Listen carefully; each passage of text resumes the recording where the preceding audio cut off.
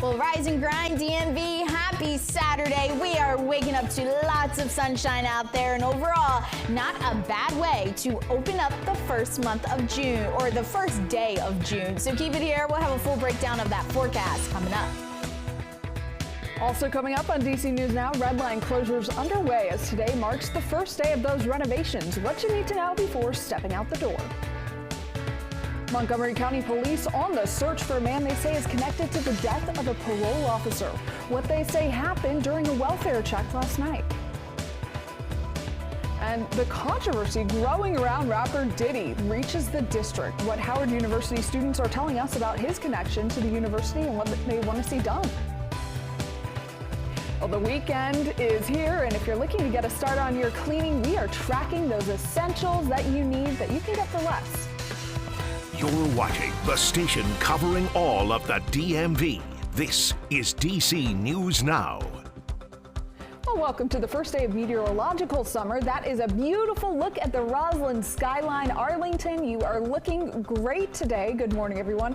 Thank you so much for joining us on DC News Now. I'm Haley Milan. We're going to get to those top stories in just a few minutes. But first, checking in with Brittany, the first day of June. Brittany, can I say happy summer to you? Yeah, you know, we're technically in meteorological summer. However, astronomical summer, the summer solstice is still a few weeks away. But overall, not a bad start to the day. We are waking up to a mixture of sun and clouds out there. Satellite and radar showing you we are dry across the entire DMV, all thanks to our good friend high pressure just off to the north. That'll continue to dominate our weather pattern as we head through your day today, but then notice further off to the west, out towards the Ohio Valley, we are seeing a storm system that will move into the DMV as we head through your day tomorrow, sparking up a few isolated showers and storms.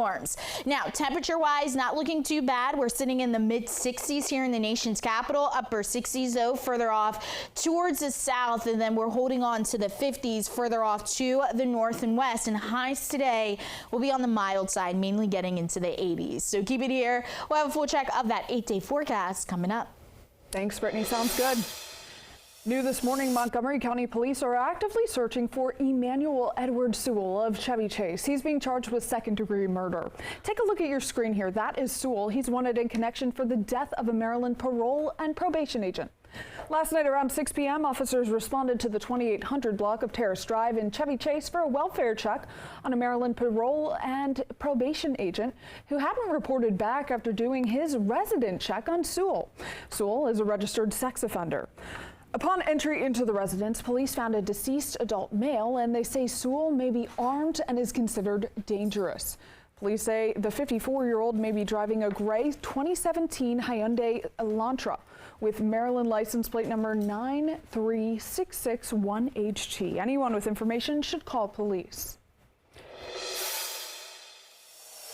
Breaking news in Southeast D.C. this morning. D.C. firefighters are working to extinguish a fire in the 100 block of Yuma Street Southeast. Officials say no one was in the home at the time that the blaze broke out.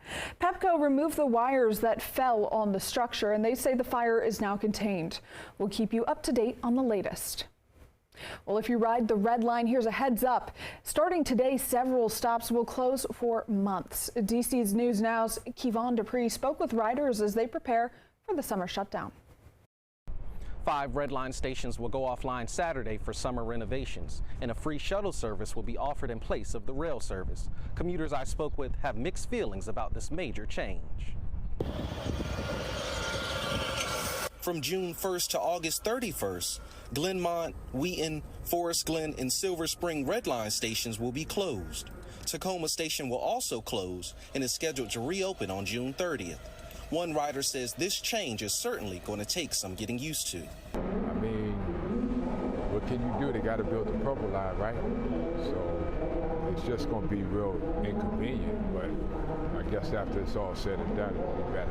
But he says the change won't burden everyone. It's not going to inconvenience people that have cars except for traffic, but it's going to inconvenience subway riders who commute. He says he doesn't have a car, so he'll have to rely on the free shuttle buses to get around.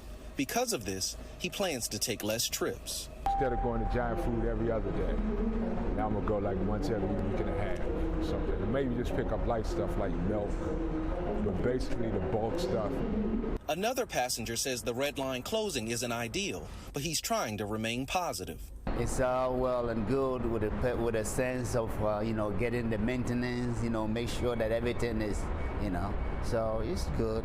He will use the free shuttle service as well, but he isn't worried that it will drastically alter his schedule. It's good. It's not going to let me down.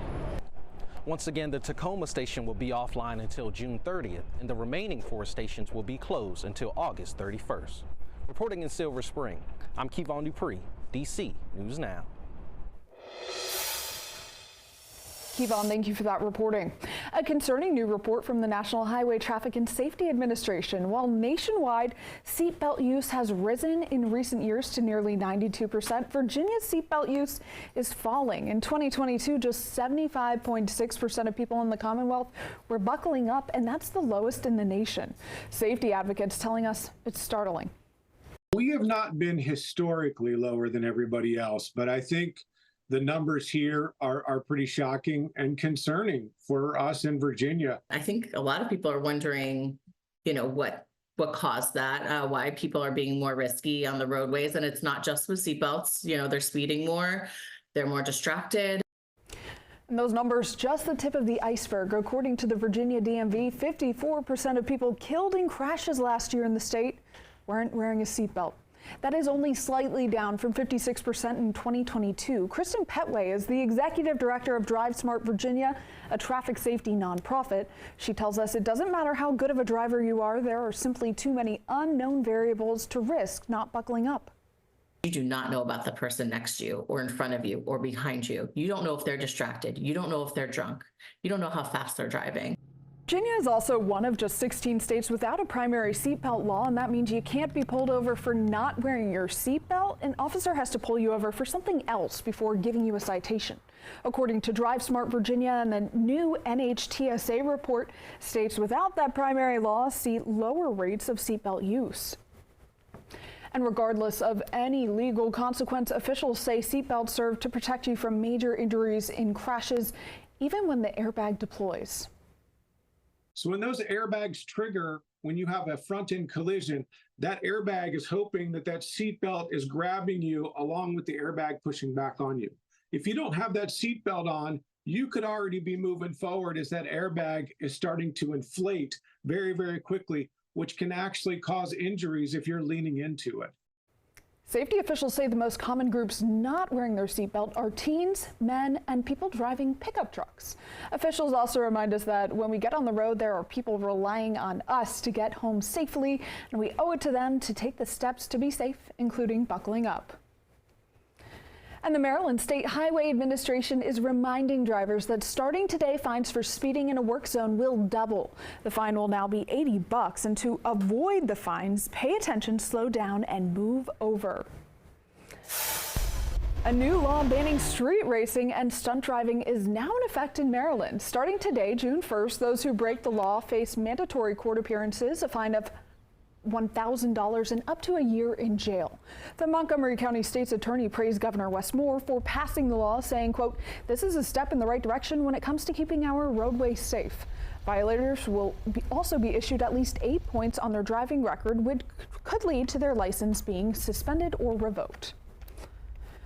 Also in Prince George's County, police and community members are pressing for justice after a man was killed in a hit-and-run crash. The reward for information leading to an arrest has increased to more than $12,000. Prince George's County Police holding a news conference yesterday to get the word out. They say the crash happened back in March when 48-year-old Carlos Barrett Sr. was killed near Branch Avenue and the Suitland Parkway overpass in Temple Hills. Barrett's daughter joined the police and she shared a poem. My heart aches as I age. The age of wonder has ended and a new chapter is beginning. I wonder if his shadow will pay me a visit. Powerful, moving words from the daughter of Barrett. Police are asking anyone with information to call Prince George's County Police. And to air travel now, the feds now stepping in to investigate yet another Scary near miss on Reagan National Airport's runways. The National Transportation Safety Board is now investigating Wednesday's close call on the runway at DCA. 2 other planes also nearly collided at the airport last month. Lawmakers are pointing to these incidents as they call to stop more flights from being added to what they claim is already an airport at capacity. Today marks the official start of Pride Month, and yesterday the Pride flag was raised in front of the Prince George's County Administration Building, and for the first time the county held a ceremony for it. To kick off Pride Month, council member Christian Oriata partnered with several LGBTQ+ groups in the county to celebrate the beginning of the month. The flag raising comes after controversy last year when the council approved to have a ceremony, but it never happened. Oriata says the event is a step forward in creating a safe space for those in the LGBTQ+ community. This is a real step forward in representation and for the community to feel seen and for the community to feel like there's space for them. But for being that person that's behind the scenes advocating for it, knowing that I had to fight for it just shows that this is a milestone and it's important. And so our goal is to continue to have milestones like this. The councilwoman says she's working on creating a task force to help resolve issues and provide resources for those in the LGBTQ+ community in Prince George's County.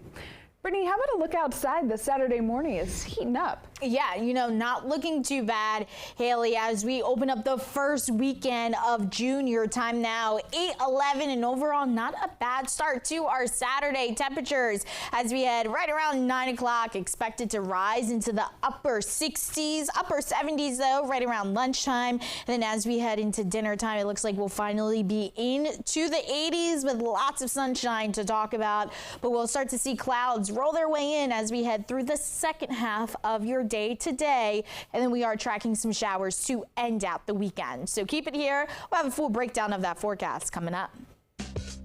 Thank you, Brittany. The time now is 8:11, still to come on DC News Now. We're looking forward to a sunny Saturday. Many people, in fact, may be hitting the pool. We've got you covered with some swim safety tips.